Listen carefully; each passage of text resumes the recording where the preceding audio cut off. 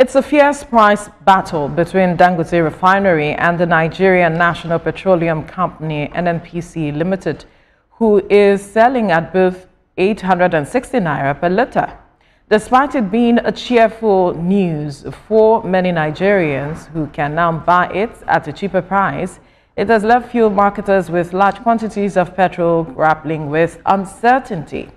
The price cut, which took effect on the 3rd of March, comes as a welcome relief for many Nigerians who have been struggling with high fuel costs since the removal of fuel subsidy in May 2023. Joining us for this conversation is a public affairs analyst, Lanre Suraj. Good morning. It's good to have you join us. Good morning. It's my pleasure joining you this morning. Great. Now, a lot of persons never thought that in Nigeria we would be witnessing what we're witnessing now, talking about the price war, especially after the removal of fuel subsidy. It seems like the customer is now beginning to be king at the end of the day. But help us better understand what is going on behind the scene. Yeah, thank you very much. I think it will be important at this very critical point to understand and for people to get involved by understanding clearly as well, why we're having some of this price fall. It is very always the situation with Nigerians, when it comes to businesses and governments, that when you are actually going to be made to swallow some bitter pills, it can be sugar-coated at some point. And then you get lost into the outside of what you're eating, only for you to realize that there will still be some very ugly situation at the end of the line. So I think at this point, it is for the analysts and also economists to critically analyze why we're having the price drop and also the what you call the price war, which I really don't see the war anywhere. It is just now that this is being determined not only by services to the country, but it's been determined by the profit for the producers. So the initial price fall that you had from Dangote, it is also for Dangote, as a matter of fact, to also claim a certain percentage of the market, which is what an average business entrepreneur will do. It is about maximizing profit. And that just recently then compelled the NNPC to also follow suit. So it is then to ask, why did NNPC not reduce his own price until Dangote did? That is the first thing. Are we having the appropriate pricing by Dangote as well? Who is actually reviewing? Do we have the regulators that are equally checking to be sure that even at the reduction that we're experiencing, remember it was just like in one fell swoop that the NNPC increased the price of the PMS without any appropriate explanation to Nigerians on why we had it at 1,200 and above at just that mere pronouncement. And now that we're having some kind of token reductions to this, it will be important to understand what is the state of supply, what is also the issue with the exchange rate, what is the cost of landing, and then we would be able to determine if really these are done in the favor and the benefit of the ultimate consumer. Well, landing rate, supply, and those other parameters you mentioned are very important, quite all right. But for the average Nigerian that has to buy fuel every day, if there's a reduction of 20 naira, we will celebrate. You get what I'm saying? So the question here now is, how would we explain this to the average Nigerian if the prices go up again? No, sorry, I missed that. At that point, the last question, the line was breaking. I didn't get that. If you can hear me. Okay, what I said is, how would we explain to the average Nigerian, because most Nigerians now are celebrating, oh, the price has gone down. It's because we have two major producers of oil in Nigeria, and we're having this drop in price. if the prices go up again? How do we explain that? No, I mean, it's important, which is why I said, we should not, and that is the essence of the media when we say, you need to also set the agenda for the public. And this is why the credit would go to what we're having the discussion around this morning. It is for people to understand that, it is not just about the token reduction. It is also about understanding the factors that led to this and is expected to lead to more, so that we can appropriately hold accountable all the responsible agencies and also players. It would not be the same thing if we allow the gradual descent to the situation where we have in Nigeria with the control of what can be considered to be the pricing of cement.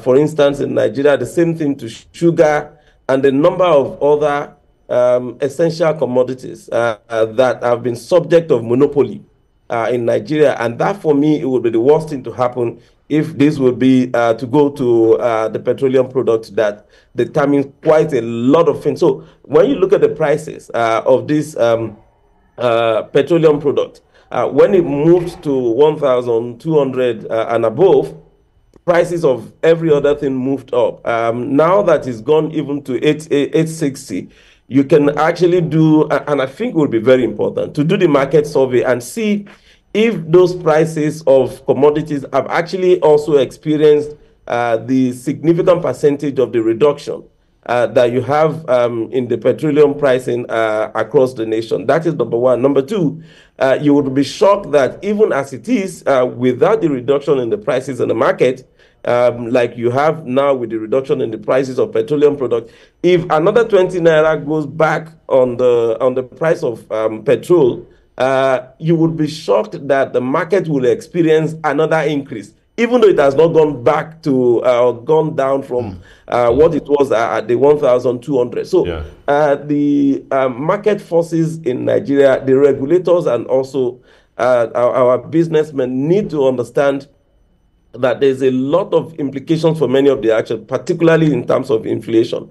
The other critical point is that it is determined many times, and that is what we're supposed not to be subjected to, and the utter failure of NNPC as what it was supposed to be, like a regulator that turned itself into another marketer, which is very unfortunate, is that it should actually provide some kind of cushioning effect that would secure and protect the market from the usual everyday or every week or every month price volatility of the crude oil in the international market or even the exchange rate.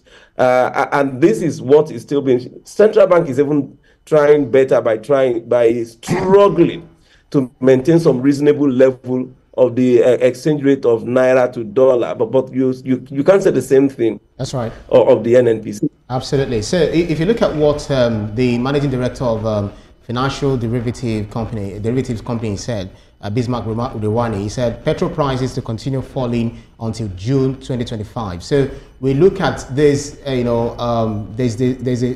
an air of optimism as to what we need to see or what we'll be seeing towards June. But are you saying that we should approach this reduction in price with cautious optimism?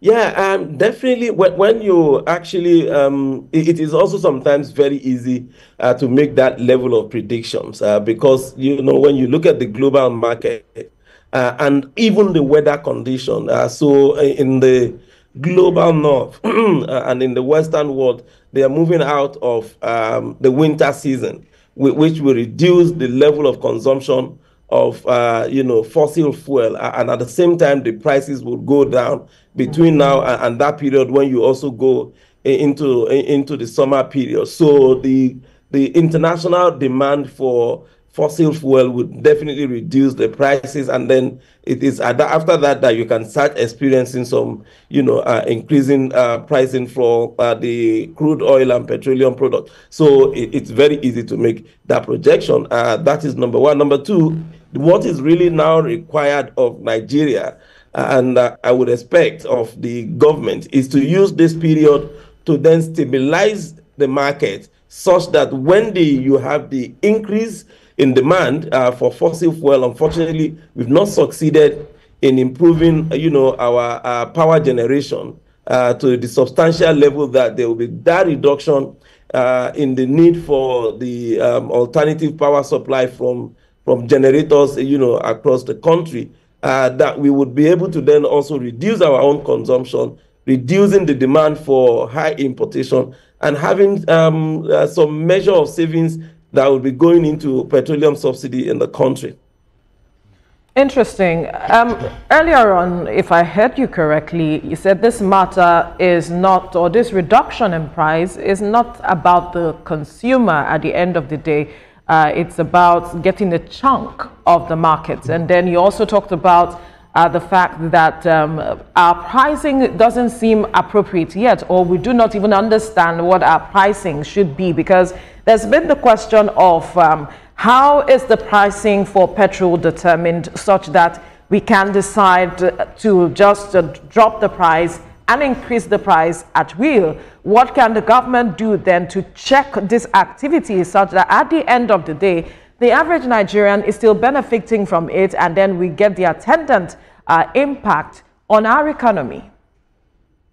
Yeah, so this is where we need to start making, very serious demand of, agencies, and I'm happy. I must commend the new leadership also of the Federal Consumer and Competition Protection Commission, for taking some very bold steps with some of our businesses and entrepreneurs. This is where it's important for us to know, even if we have a reduction, it is important and critical to know that if we have a reduction of 100 naira per liter without explanation and understanding, is worse for us than when we have if 20% or 20 naira reduction with adequate information, understanding, and knowledge of how we arrived at that 20 naira reduction. But where we just have, it is the producer in Dangote that would just do willing. There is no charity in any private business. It's his own voluntary and independent decision on how much is just going to reduce. So are we really entitled to just 20 naira? We don't know. Do we actually have an entitlement to 100 naira and we're only getting 20 naira? We don't know. And that is what we really need to know. In the country, it's a private business, but every business is subject to regulation such that the consumer is not unduly, exploited by the producer. And that is the essence of regulation within any system. And we really need that in our oil sector. Like I said earlier, we can't have the same thing that we've experienced with sugar and cement in petroleum products. We already have regulatory organizations in the petroleum industry. With what you're saying, are you directly indicting them that they are not doing what they are supposed to do? What are your suggestions for this smooth communication between the government, the oil producers, and the consumer? Anywhere that there is no transparency and accountability, you stand indicted automatically. I don't even need to indict you, but where people don't have adequate understanding and are not communicated, there's really also you stand indicted. So as much as Dangote can be also said to have been not providing enough, NNPC is doing worse, because NNPC is also a public now company that is also using the public fund, and that is the taxes and resources of you and myself and every other Nigerian that NNPC represent, and it holds all that duty and responsibility, just like the private companies. The public hotel companies will also do the same thing for their shareholders. Nigerians deserve to know what NNPC is doing with the money. It actually needs to explain to us. I would rather expect that Dangote going 860, NNPC should be going like 850. NNPC has, more reasons and justification to sell at a lower price than Dangote. So if it is selling at the same price, it is either there's a conspiracy between NNPC that it doesn't also want to sell at a lower price than Dangote so that it doesn't really get the profit reduced for Dangote, or NNPC is also just taking additional advantage of the citizens and the public by maximizing profit at the expense of the ordinary people as well, or it is just totally complete, act of irresponsibility, that it cares less about how you feel and what would be the implication of some of these decisions for the economy. But there must be that transparency and accountability in all the operations of the stakeholders and operators in that sector. Absolutely. So with this frequent adjustment in pump prices, which is reflecting the unstable market, what structural or regulatory reforms would you advocate so that we'll have price stability and in the long run could ensure fair competition? Sorry, I didn't get that. Can you come back? Yeah, so the background to my question, you're talking about the frequent, adjustment in pump prices that reflects the unstable market.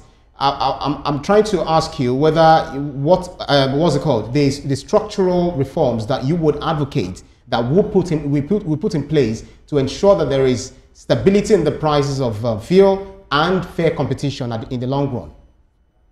I'm so sorry. There's the echo at the background of your question that I really didn't get it clearly. So I don't know if it is my end at your end, but because I want to respond appropriately to what you're saying. Yeah. So can you hear me clearly now? Maybe I should just speak a bit lower. Can you hear me? Yeah, okay. I think it's coming out a bit better. Yeah, so I'm saying that the stability, so what would you advocate for us to put in place, the federal government to put in place, to ensure stability in the prices of fuel and fair competition in the long run? Yeah, I think the government would need to ensure that the market is open to adequate competition from critical stakeholders that would also be dealing with monopoly must be removed totally from the system. Unfortunately, that was what we've had with NNPC and also now with Dangote also coming in, and you can see it is almost going to be a monopoly if the decision to reduce was from Dangote and then NNPC follows suit. We can have that. We must have a situation where it is only possible for that to happen after critical stakeholders must also understand why we're having that. That is number one. Number two, there must be, unfortunately, we can't, and this is possibly my own personal, position on this, and I've been sharing with quite a number of them. We can't have a system where our exchange rate and naira to dollar is left to the whims and caprices of, what it is. It is not really the market's forces that determine the exchange rate. It is actually the politicians. And this is more with our governors who would collect, their federal allocation only to convert it to dollars and then start, moving out of the country under the illicit financial flow, exposing the naira to that, falling rate compared to the international. So the government need to do something very radical, particularly with our Burundi changes, where you have the governors patronizing these bureaus to change naira from dollar. There must be very strict regulation that can allow for us to have some stable, currency that would stay for a longer period of time without having to fluctuate significantly from that falling rate that we have it, and which is what then subjects the cost of importing and at the same time converting naira to dollar. And there must be an adequate level of transparency in this, which would make it very difficult for producers and all of that, including the marketers as well, from just arbitrarily fixing their own prices at whatever level. As you can see that Dangote has also broken down how it's going to be selling in the southwest, southeast, and south, and in the north with different prices.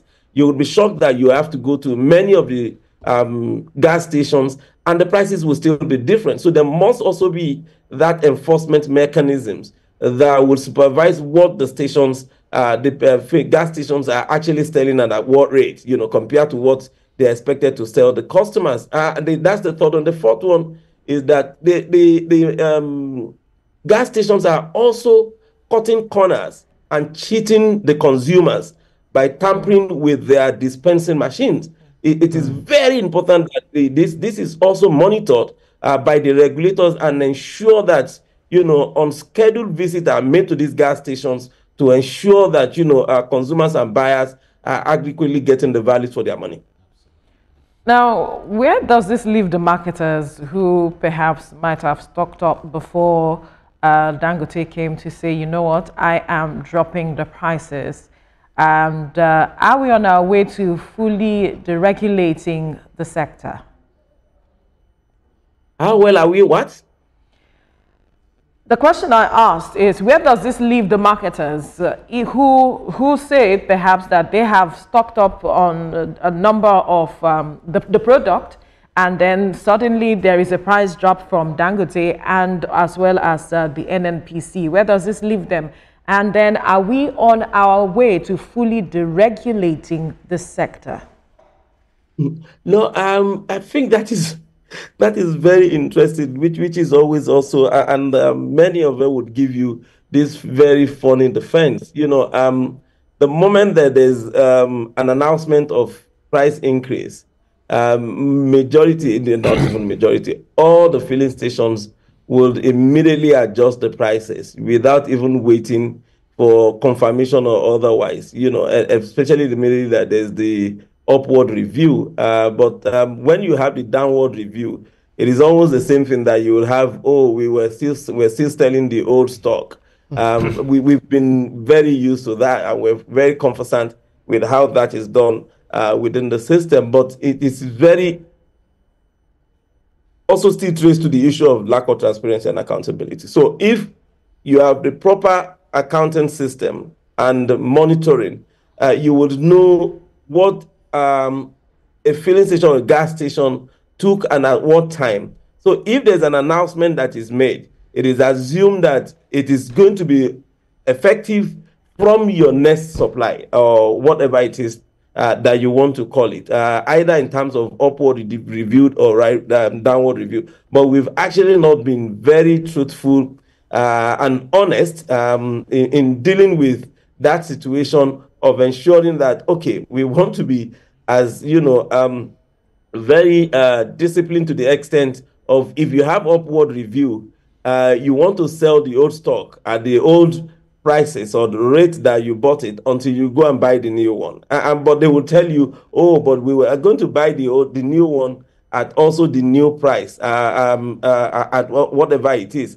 But that is going to be what you're going to sell. It doesn't actually, the profit that you make from that old stock that you bought at a lower amount is not the same thing that you're actually now going to be using to buy the new one. But with old or new stock, quite a number of them are expected to, and many would only have either in their filling station that would just last like a day or maximum two. The ones with the tank farms are only keeping for the producer, so it is not like they bought and they keep in the tank farm. So the new downward review really does not require any undue delay in affecting the new prices on their dispensing machines. All right, that's really interesting.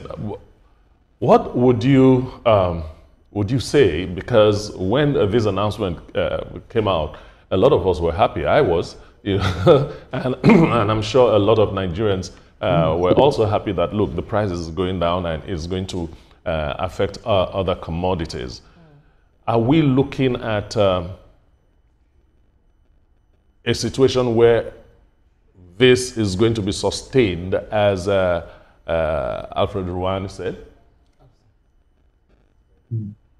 Yeah, I know. This will be determined by the level of interest that Nigerians will take in it. So, with the critical stakeholders who are also not just the consumers. Unfortunately, the Nigerian consumers are seriously disempowered from taking the necessary and appropriate actions on some of these issues that affects the life. But the elite are also sometimes also in conspiracy with the producers. But for the media and the civil society, I think it would be important to continue raising these questions and monitoring developments. If we don't ask the questions, we don't get the answers. We can continue to have downward, even beyond, June, that is also mentioned by Mr. Rwani. It's the fact that we can still continue to have downward, trend in the prices if we're part of the decision-making process. If we're not part of the decision-making process, the Nigerian elite are almost about the worst set of, business entrepreneurs that you would have anywhere. It's about exploitation. It's about profit. Even where environment is affected adversely by production, it is not a matter of concern. And we have very weak regulatory agencies and mechanisms in the system that are easy to compromise, and many times just even would sacrifice the overall national interest for personal interest. So it is about how much of our engagement and involvement in the process that will determine what we get ultimately at the end of the day. And that's a fine place to leave the conversation. Public affairs analyst Lanre Suraj, thank you for your time on the program. Thank you for having me.